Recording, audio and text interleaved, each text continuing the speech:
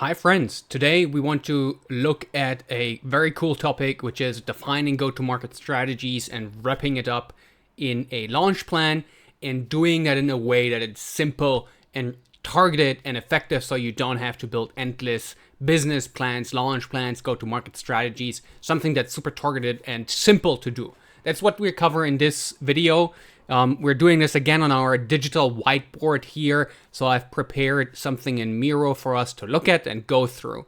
Now, why does this matter? It depends a little bit on the specific context of why you're watching this video. If you're a founder, you may be launching or getting ready to launch your product. Maybe you're even just thinking about what to build. If you're a consultant, if you're a freelancer, you may be looking to build a launch plan for one of your clients. And there are many shades of gray in between, but I think it applies to both use cases. And the goal here is to be simple. So let's dive right into it. Effectively, in order to build a go-to-market strategy, there are just 3 questions you have to answer, and it's so simple at the level of abstraction of these 3 questions. The first one is, who are you targeting? So your ideal customer profile. Some people will break the ideal customer profile into accounts and individuals, or let's say the accounts that you're targeting and the buyers within those accounts. I'm just mingling this up into one, and I'm calling it an ideal customer profile because there really isn't a benefit to breaking it up that way. Second question is, how are you reaching them? So this is about your channels and tactics. And third question is, what are you telling them in order to convince them of your products, in order to get them to swipe their credit card? That's the messaging.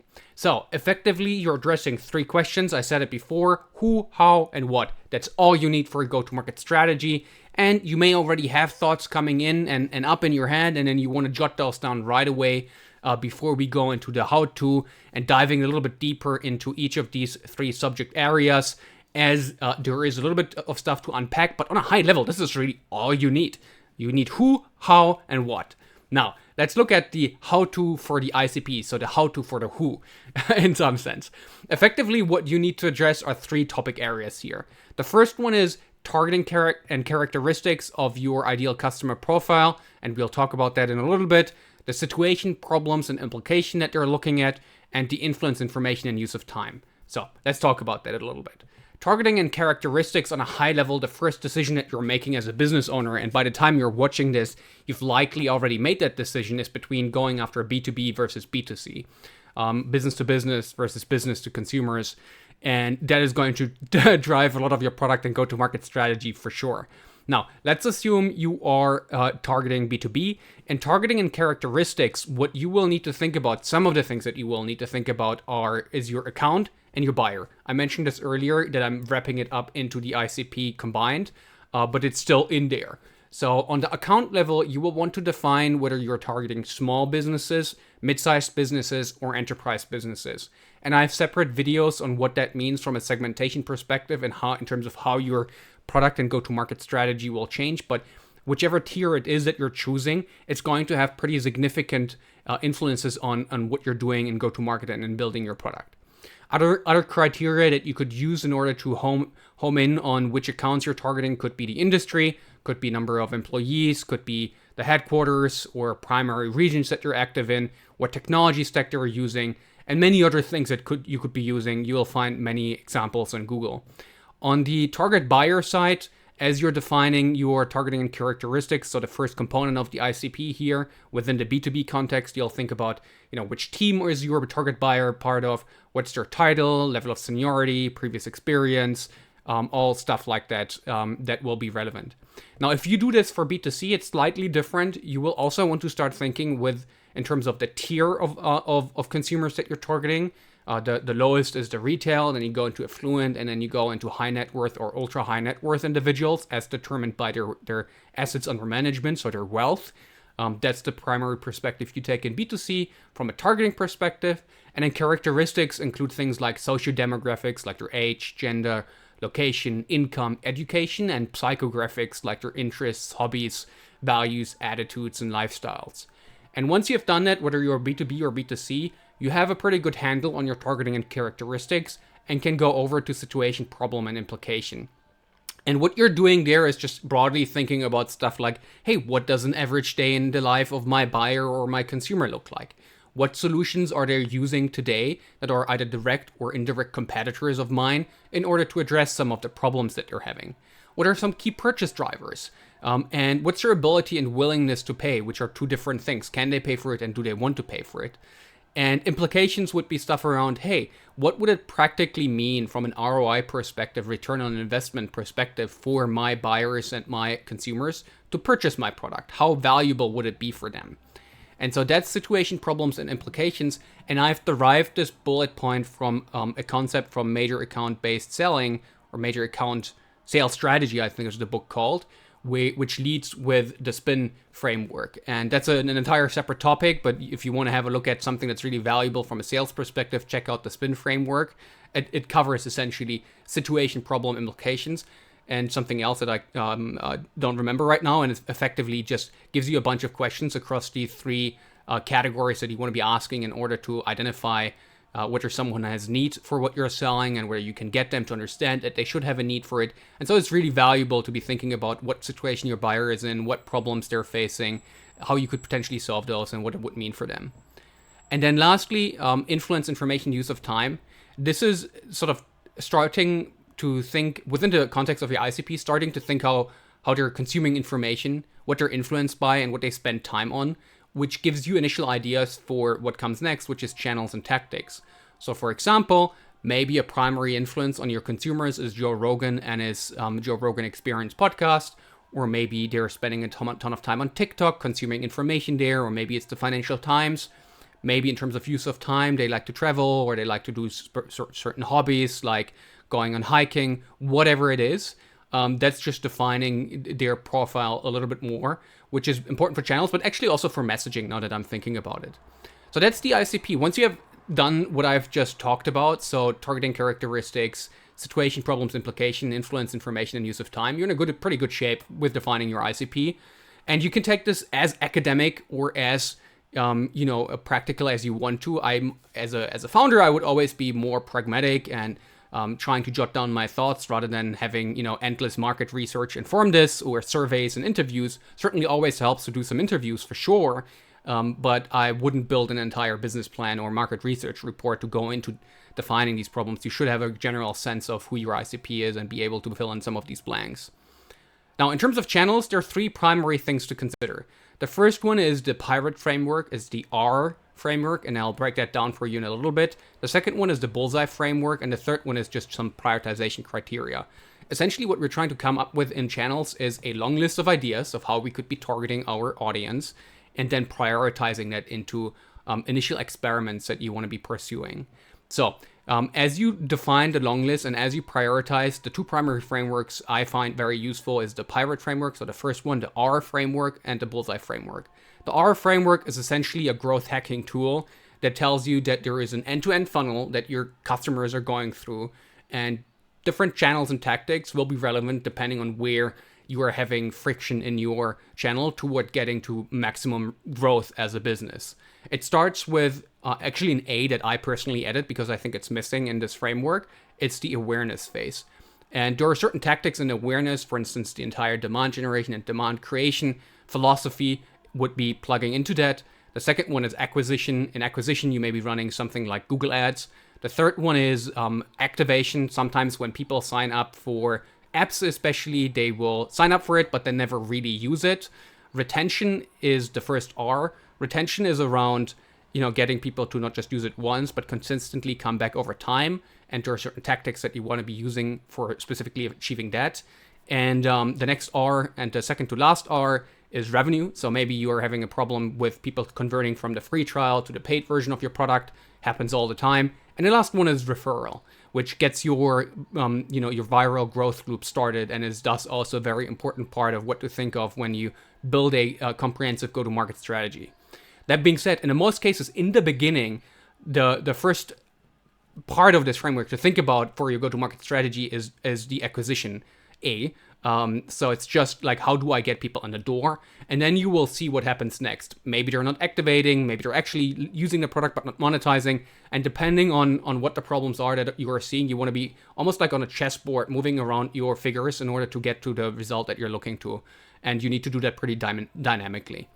And the Bullseye framework here is a second concept that I'd use to define channels. The Bullseye framework was developed by the founder of DuckDuckGo, which is a very popular search engine alternative to Google and Bing that's focused more on privacy.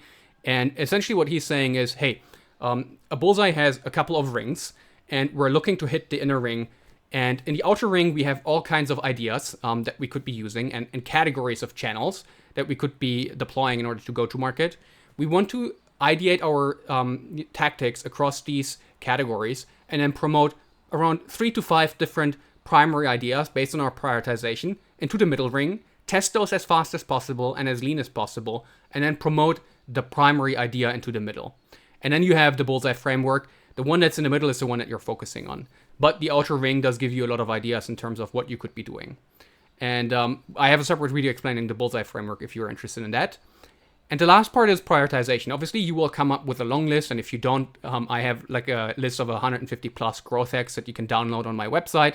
Check that out or just reach out to me directly. And once you have that long list, you need to prioritize those. And in my opinion, there are 5 primary criteria for prioritizing what to start with. The first one is cost. So how much is it going to likely cost you in order to go to market with that specific execution that you're thinking about? The second one is likelihood. The second one is actually time. How long will it take for that specific execution to show results? For instance, paid ads show results immediately.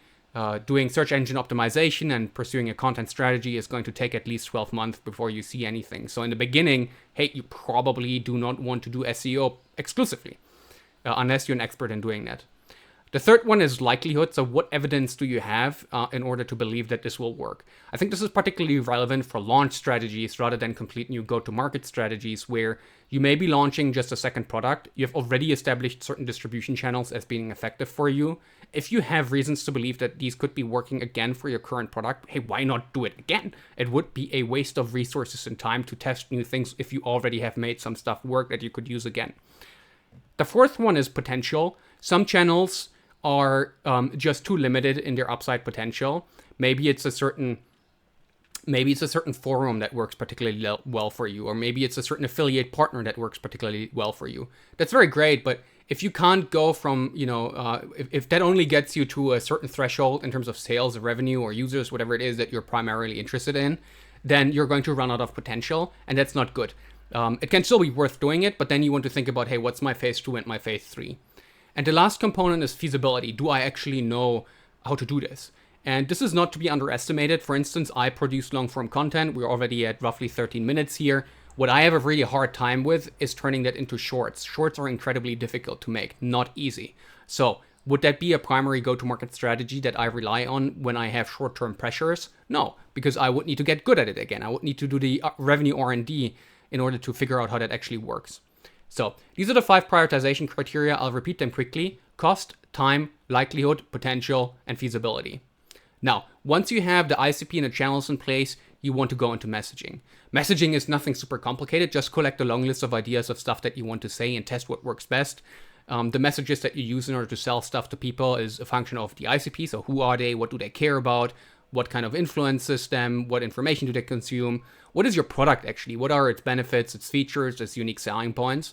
What's your competition doing? How are they messaging what you're doing?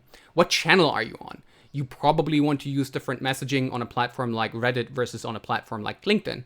You will speak and talk differently and message differently.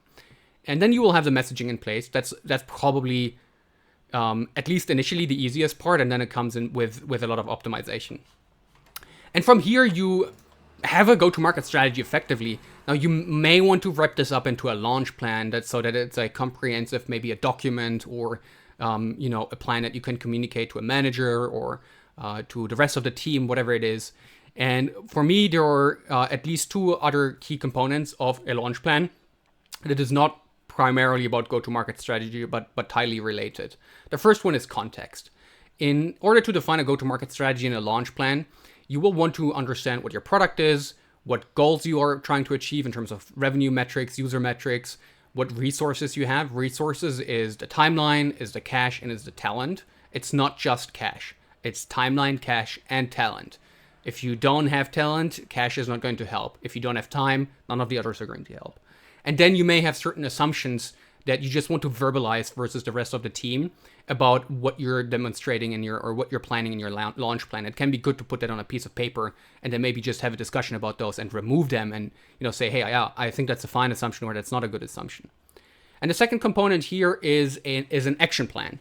And your action plan will want to be focused on the first 90 days and on what comes after the first 90 days. And it depends again on a little bit on the context, but you may want to get very tactical here, down to the level of defining what individual emails would include in terms of messaging and visuals and how it all combines. You could define a Gantt chart here, or it could be a bullet point list, whatever it is. If I were to do it, I would probably, for my own business, I would not get super detailed. I would just say, here's roughly what tactics I want to pursue in which order. And then I would fill in the gaps as we go, because you can go nuts over project planning and then never do it, which would be a wasted effort. But if that's required of you, you may want to get very, very tactical here. And my go-to approach, everything else, equal, would be in the first 90 days, I would first want to try the simple and validated stuff. So for instance, maybe you have made paid ads work already, or paid ads are the thing that are going to lead to results fastest. Why not do it? And likely you want to have meta as part of that. If that then doesn't work, and that would be part 2 of my first 90 days, is to go over into experimentation phase, because you thought you know what works, it didn't. Well, then let's go to the next experiments until we find something that works. That's part 2 of my first 90 days. It may take longer than 90 days. It's just good to have that mental break in terms of, an initial phase and then in a second phase. And then after 90 days, what I would then, as a third phase in some sense, would be targeting is optimization and automation. Once either your simple stuff is working or what's coming out of experimentation is working, you want to go into optimizing, automating as much as possible, and that will require time and effort. And from there, once you have done that, you may want to go into expansion phase, and that's the 4th phase. And there is a framework that is incredibly helpful for thinking about expansion, and that's the Ansoff matrix. I have a separate video on that too. All right. So that's the action plan. And then the last component of what may go into a launch plan is, it depends on what's needed. Maybe you don't have a pricing strategy in place and you want to be thinking about pricing. Maybe you have a very poor understanding of your competition, then maybe you want to put a little bit of a competitive analysis into your appendix. Maybe you haven't thought about budget yet and you want to roll up the different tactics that you have identified in your action plan into a budget that you can communicate vis-a-vis your CFO or your accountant. Maybe you are in e-commerce and you need to think about demand planning. There could be a ton of different things that go into the appendix of your launch plan that could be relevant inputs into informing your action plan, especially. All right, well, that's it in terms of defining a go-to-market strategy and a launch plan. Again, at the highest level, who, how, what. That's it. You can get started with that. If you want to get a little bit more sophisticated, you have the how-tos and you have how to put it into a launch plan. Any additional questions, drop them below. I'll be more than happy to get back to you. And if you enjoyed this, would really appreciate a thumbs up. It means the world to me. And then if you want more content of this type of nature, then do subscribe to my channel. I regularly publish new videos on a whiteboard here. I like this format. If you don't, let me know. It would be helpful to know. And again, have a great day. Talk to you soon. Bye-bye.